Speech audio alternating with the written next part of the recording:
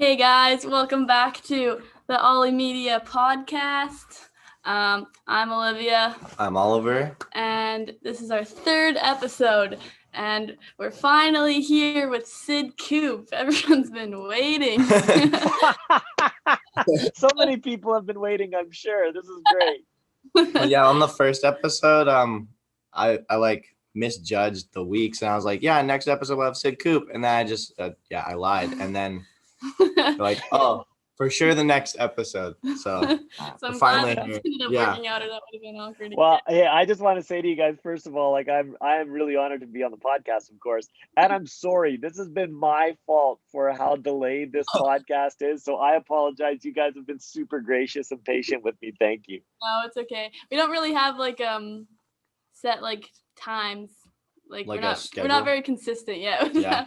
We get so many technical difficulties. Like our last one was the first one we posted on YouTube, and there were so many problems. Yeah. We posted it first with like a really bad echo because something happened. I don't know. The audio got like not lined up all of a sudden, so we had to repost it, and it took so long you have to get verified if you want to post a video longer than 15 minutes. It was just It's a learning whole experience. thing. Way to go, you guys. Well, I'm really honored to be a part of the learning journey. This is great. Way to go. So yeah. Okay. So Oliver put on our we have an Instagram for the podcast now, and he put what we should talk about with Sid Koop, and then someone there's a bunch of random requests. None of them really had anything to do with what we're gonna talk about, but one request was they wanted to hear the story of our first kiss. The story of my first kiss? And ours. Yeah, we were gonna just open it up with a little light stories of our first kisses. I love it. And just to be clear, we have never kissed. Like when we talk about first kisses, we have not kissed. No. Just to be clear on the podcast, I think that's great. No, not our first kiss, but first time I met Sid. No, well, the Bible does say we should greet one another with a holy kiss, but since COVID hit, we've been trying to pull back a little bit. So, but yeah. So, do you want? I'll start. You say yours, just quick. So mine, it was the middle of school, class, and I was just I can't remember what happened, but so I think can't remember how old I was. But I just saw someone in the hallways that I knew, and she's like, "Hey, you want to kiss?" I was like, "Sure." And so we just just kissed, and then went to our class. On the way by, it was a quick hit and run kind of thing. I don't know. Interesting. Was this last year? No, not last year. Last week in class that happened? I don't know. What the heck? All right. Yeah, on the way to lunch. Yeah. No. Nice. Interesting. Mine was big peer pressure. I did not want to, but I think it was because it was when I'd first moved to a new city, so I had to be nice to everyone, so I'd make friends. And then this one guy caught word that I hadn't had my first kiss yet, so then he was he really wanted to be my first kiss. I don't know why, but he was just telling everyone, and everyone was like, "Come on, do it." And then my one friend had just had her first kiss a week earlier, so she was just a pro. So she was like, "I'll do it if you." I was like, "Okay." And then he kissed her and then kissed me, and then that was it. But yeah, I did not want to. But it's kind of funny because I ended up dating that guy 2 years later. Not want to kiss him. I think the story I tell about my first kiss, and I don't know if there was maybe one when I was grade 2 at school on the playground. I can't quite remember that. I'm not sure, but the story I tell was at camp, and I was talking with this girl. It was quite late at night. We were outside the cabin, and I wasn't supposed to be at camp, but I broke my ankle driving a motorcycle. So then I ended up at camp that week. And I always say to guys, listen, if you want to get a girl to talk to you, break a part of your body, and all of a sudden they start talking to you. It's unbelievable. So we're sitting there talking, and all of a sudden I feel this on the side of my face, and I'm like, oh, that's a big bug just splatted on me or something. And then I realized she just kissed me. And so that was like the first kiss. And I jump up and I'm like, I gotta go. And I go crunching back to my cabin and I find my best friend Carlin. I'm like, Carlin, I gotta talk to you. So we're leaving the cabin in the middle of like Bevo's, and the counselor's like, hey, where are you going? We're like, we gotta go pray or whatever. I don't even know. So anyways, we get out there, and then I turn to him and go, Carlin, you're not gonna believe what happened. He's like, what? I go, I just got kissed. And he's like, by what? I'm like, a girl. Wow. And so that's the way I remember that first experience. And it was definitely at camp. I definitely remember this spot. There's probably a number of details that aren't quite as accurate as I would like them to be, but I definitely pulled Carlin out of the cabin and definitely yelled very loud what took place, thinking that no one would hear. And of course, everybody heard at that point in time. So that's definitely the story right there. Camp is definitely a That's good really funny. atmosphere Is it? for I don't know, like lots Well, of we kind of put the big ixnay on that at our camp. There was a long time where we had rules at our camp that if you ended up like, you getting caught making out at camp, because there's lots of elements that go along with that if a guy and girl got caught making out, the girl had to phone the guy's mom and explain to her what she did, and the guy had to phone the girl's dad and explain to him what they did. We didn't have a whole lot of that going on at that point in time, so that was kind of part of the jam. At least that's like the urban legend around here that used to be that way. nobody knows for sure because it hasn't happened. That's well, correct. I don't think yes, correct. Right answer, Oliver. I like it. Well, yeah, anyways, that's a nice little intro. Nice icebreaker. So yeah, well, we just kind of wanted to like have you introduce yourself, because I don't know. Well, we just had class and Sid was our professor. Yeah. So basically just give like a little where you're from and what you do kind of thing. Yeah, cool. First of all, I loved being in class. Your class was awesome. I had a really great week. I'm looking forward to coming back to finishing the class in the new year, which will be fun too. But I grew up in a little town in Manitoba called Elkhorn, Manitoba, a town of like 500 people. I had 10 people in my grad class. That's it. Like that was tight. That was small. We loved it. Yeah, Olivia, what were you gonna say? Oh no, I had like 10 people in my class before I moved to like a city. So I didn't graduate with them, but I grew up with them. You understand small town living. I like it. That's great. Yeah, so did that, and then I went to Briarcrest after high school, did a year of university, and then felt like I wanted to go into full-time youth ministry, so finished at Briarcrest. I was in Canmore, Alberta, there for 4 years. I youth pastoring in the church, and then in Lethbridge, Alberta for 11 years, and was youth pastoring there while running our organization, Truth Matters. And then for the last about 7 years, we've been here in Kelowna. And our organization, my wife's the executive director of Green Bay Bible Camp. So we live at the camp, and then I run our organization, and we spend most of our time right now encouraging and equipping youth workers to better disciple students. And so we do that in multiple ways. We run conferences when we can across the country. We run a 2-year program called the Coalition for Youth Ministry Excellence. We do research. We do resourcing, and a lot of it is online resourcing.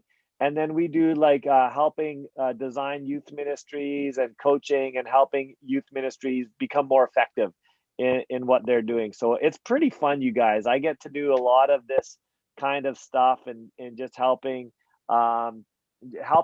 people think through what it means to pass faith on to the next generation, which is what we were doing at Kaleo, teaching a class on camping and youth ministry, which was super cool. Love it. Yeah, it was really fun. Definitely. So what would you say is kind of like the hardest thing, like right now with COVID and everything? You kind of said it's like a learning experience for everyone. So how would we, like, what's a good way to reach the youth going forward, I would say? Yeah, man, that's a really great question, Oliver. So here's what's been hard. I think in many of our youth ministry environments, we've got used to certain systems and structures for doing youth ministry or programs, right? We know that we can show up at church, we do this, and this. We have these people involved. And with COVID, most of those systems or structures don't exist, at least not in the same way. So we've had to think through again, okay, how do we pursue our mission? How do we express or live out our values? How do we invite kids into community? And I think that's the hardest part right now because God has designed us for community. Like, we experience his grace and his love through community so much. Theologically, if we take a look at the big picture of the Bible, and you start understanding God's call and his design, is this concept that we were made for community. It's reflected in the Trinity, the Father, Son, and the Holy Spirit. And we've been designed to experience that type of unconditional love. A word that the Bible uses would be koinonia, or a fellowship, a way of being together. We're designed for that. That's transforming in our lives, and especially in adolescence, we long to belong so much. And so I think the big challenge right now is trying to figure out how to create spaces of belonging for adolescents to be able to experience God's love and his kingdom way in community. I think that's our great challenge right now. Mm-hmm. Yeah, I don't know if this is like the same question as what you just asked, but it's kind of like how do we like transition from like youth to leaders when there's like no like youth, like there is youth to work with, but because most of the like learning experience is actually dealing with youth and having that experience of how to pass it on. But right now, like us upcoming leaders, we don't really have that experience. It's a little hard over Zoom. So yeah. Well, and that's a great point, Oliver. And I think that the truth is it is hard. Like, there's no doubt it's hard. But let's be really clear. This isn't the this isn't the most difficult context for figuring out how to live the kingdom way. Do you know what I mean? There have been much more difficult contexts. You think about cultures that were violently opposed to faith, and how the church had to figure out how to function and thrive, underground, love each other, gather, serve their cultural context. You think about, the church when it was persecuted, even in the very beginnings, and how that persecution moved them to continue to think, how do we love each other? How do we care for each other? How do we, serve within our culture and our community? So in one sense, this has always been the challenge. I think we've been in a unique space for a lot of years in Western culture, but this isn't. I would like to suggest that this isn't the first time that we or the church have faced challenges in how to go about this. So what do? I think we remind ourselves exactly what we're about. Like, let's refocus on our mission and our purpose. Let's acknowledge kind of the environments that we are in right now. And then let's think innovatively about how we can pursue the mission that God's called us to. Because a couple of things that keep driving me, you guys. Number one, if God didn't want me in this time, I wouldn't be here. So I've been called to a time such as this. And number two, he always has a way. Like, he's always been working. He is working. He always will be working. And so there is a way forward in this. And so I think what we do is we get together, we pray, we think about the best possible ways that we can do the gospel work he's called us to, and then we try it. And when it doesn't work, we reimagine again. And I think the hard part is fighting to grow our faith in this time, trusting that God is at work, trusting he has a way, trusting he'll give us a way for the next step. That's the hard part. So then, now here's what's fascinating to me, you guys. What's really fascinating to me is, for the longest time, we've talked about our digital platforms as being a real distraction from healthy living and, growing deep in Jesus. And there are certain things that are distractions about it. And yet now in this time, we're trying to really think through, how do we redeem it? How do we use it? And so I was talking with a lady named Crystal Kurgis, who's from the US. She's absolutely wonderful. And she's the vice president of discipleship for Young Life in the US. And she said to me, she goes, Sid, I think one way forward is that before we would do discipleship and our digital devices were a distraction from what we were trying to do. And now they've become the platform for doing it. So it might not be the same type of distraction. Now, that doesn't mean that there's not inherent problems with it. And we got, what we're doing in our youth ministries is we're trying to get volunteer leaders to show up on driveways, make phone calls, gather socially distanced small numbers in their home. Like, these are all things that we can still do broadly. And then for you guys, I think this is probably a season where, where you go deep in your faith, because what we model is going to be the most important part of our journey of discipleship with others. So you have a season where you get to go deep in your faith. And then to the best of your ability, you use the tools and opportunities that are around you. So maybe it means making an extra phone call, texting. Maybe it means things like purposefully gaming with appropriate environments. You know what I mean? To build relationship and enter into conversations, right? Like, and I think we try to be really good critical thinkers. We're aware of how things are shaping us, whether positive or negative, and we make good decisions on that. But by all means, we keep trying to help people experience the gospel of Jesus Christ, both hear and experience the gospel of Jesus Christ. And so we're going to wrestle with it. And again, I just have to believe. My biggest fight is the fight of faith, to believe that when God says he will give us what we need to do what he's asking us to do, that includes now. And so I'm praying that his spirit will keep leading me. But it's not easy, you guys. Like, I mean, this is a great moment on the podcast to sound so positive, but then in like a half hour from now, I'm like, Lord, I can't keep going. So yeah, it's not easy. Yeah. Yeah, no, that's good. Yeah, so yeah, and I think we learned a lot about like things we can do like in class too. Got a lot of notes. I don't remember them offhand. Me neither. By the way, I understand that. And again, you know what, you guys, like no one, there's no such thing as an expert in this time, because we've never been through this. So all of us are trying to learn together, and that's just true. So no one's an expert at this point. Yeah, trial and error is a big thing. Yeah. Yep. Yeah. So then moving on, I was gonna ask if you have any advice for like getting like more youth involved, like in like the church as like, and like youth group and kind of thing, and like just kind of like elaborate on how we're like, we come off as like judgmental, but like that kind of like scares kids away. Because like I know for like our youth group that like we're helping at right now, like there's like kind of a lack of youth, and I think like a lot of the youth groups are experiencing that. So just like, I don't know, how do we get them in? Yeah, that's a great question, Olivia. So here's what I think. I think trust built over time allows us the opportunity to influence deeply. And so then I go, okay, how do we get to build trust? Well, we have shared experiences together. Do you know what I mean? We do stuff together.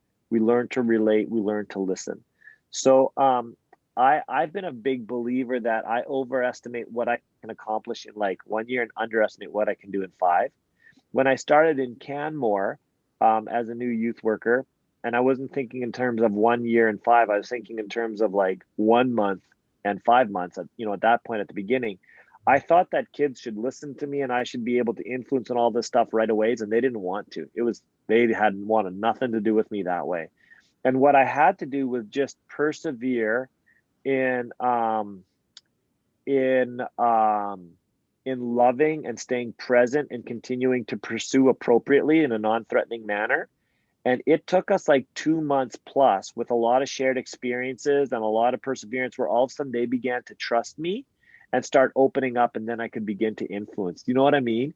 And so I would always say, aggressively love and humbly point to the truth over time will win the day. But we have to be patient, and we have to be present, and we have to persevere. Does that make sense, you guys?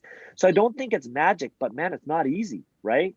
Yeah. Yeah, And then Oh, you can go ahead. it's like kind of hard like for us, because I don't know, we only have like 1 year.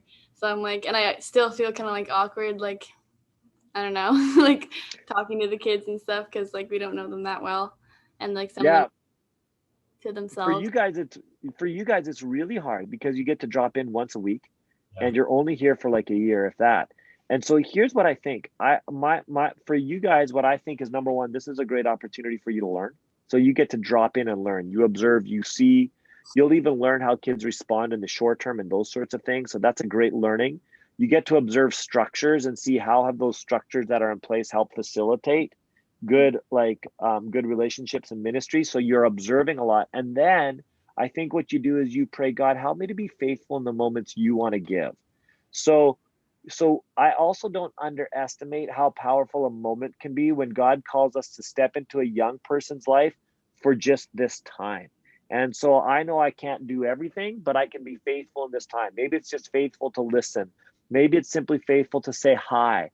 Maybe it's simply faithful to be interested in someone. Like maybe they've never had someone before actually give them honor and dignity or respect by asking an honest question and wanting to actually listen to them. You know what I mean? That might be like one of the first times. And even though outwardly they might respond defensively or cautiously, we never know what God's doing inwardly. And so I think, for you guys, I would just go, Lord, this is all I got right now. I got this hour and a half this week. So I'm going to trust that your spirit will help me be faithful with that hour and a half this week. And it might only be me standing there praying for these kids in my head. Like that might be the only thing I get to do. You know what I mean? But that's a good thing. Like that's a really good thing and a really important thing. Yeah, for sure. Yeah. Yeah. Because I think part of, like bringing more kids in and like keeping them coming to youth, as what you said, is like building the trust. So more long term. Yeah. Yeah. So that's kind of good. Like realize to not like try and put that weight on our shoulders to make like our. Well, yeah, and you guys are helping out at youth groups. So those youth groups have the burden of responsibility to figure out how to engage their community, how to create experiences and opportunities, to bring the community in and to go to the community. And then they invite you on that journey. So you guys are guests for a time to be faithful in the moment, but really it's those organizations and those churches that bear the burden of responsibility to really figure out how to make a difference in their community. That's actually their responsibility primarily. Yeah, that's good thought to think.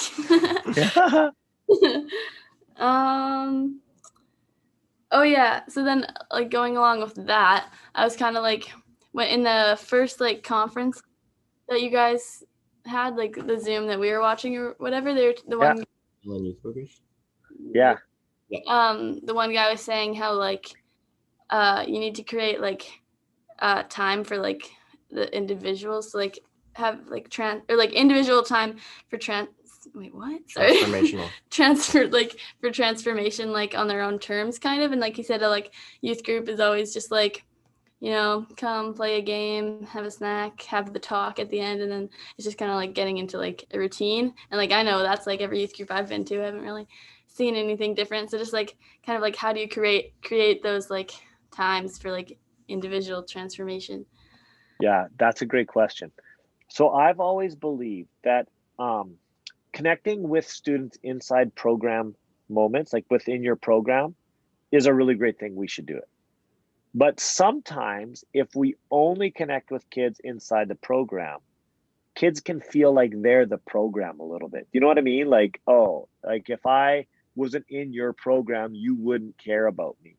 So, so what I think is when we connect with kids outside of program moments, so we go watch them as they're playing a sport or in their school, or we take them out, for a burger, or, that's appropriate with the protocols of the organization you're working with. When we work within those and do that stuff, what happens there is I think kids go, oh, you really care about me. Like you're taking time outside of the program to connect with me. I'm more than just a program to you. I'm a human being that you actually value.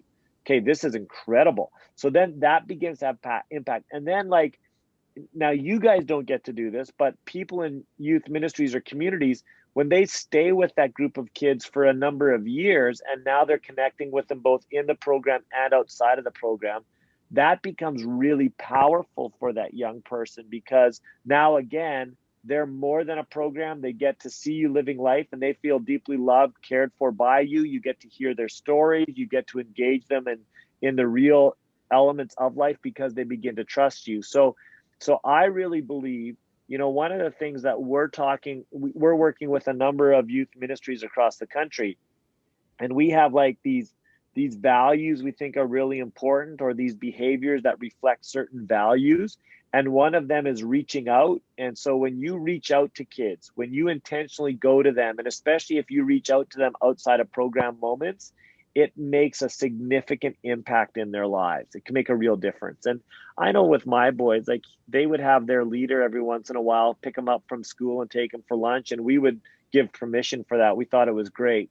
And it just made such a difference in their lives because our boys felt like someone intentionally, was sacrificing time for them and cared about them and enjoyed them. And it was so powerful for them. Mm-hmm. Yeah. I even like feel that a little bit like with our youth pastors at our church, they're like young guys or whatever, and they always like are hanging out with us and stuff. Like they went golfing with them. Yeah. And then they're like, sometimes we get like McDonald's after youth group and stuff, and it's just like, aw. Yeah. That's awesome.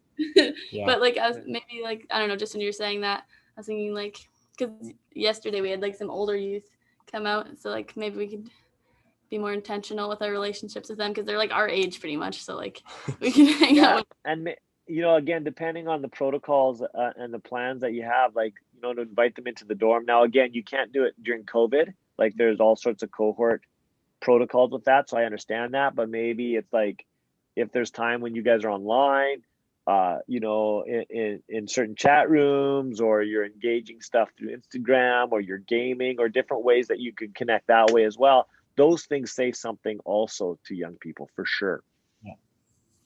Yeah. Mm-hmm. Yeah. I feel like if the leaders and them have a good community, then it's to reach out and then continue that forward. So yeah, because I feel like it's kind of hard, like when at youth groups when it's like grade like 9s and then like grade 12s, and I feel like, especially since there's a lot more like younger kids, I feel like that's kind of like not really appealing for like the older kids to like be there hanging out with these younger kids. But if they're like friends with like the older like leaders, then they might actually. Yeah, you nailed it. Yeah, that's great. But yeah, did you have any other questions? No. Oh, sorry. Okay. You said you were at E3 for like 11 years, right? Yeah. Oh, did Eric Godwin was he ever in your youth group? Not only was Eric Godwin in our youth group, Eric Godwin worked at our camp here in Kelowna.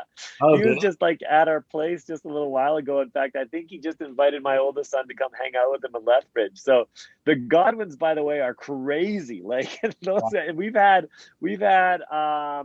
I think all 3 of them have been at our camp working here, or 2 of the 3 for sure. So Aiden was in my youth group. Eric was too young when I was youth pastoring there. He never was quite there.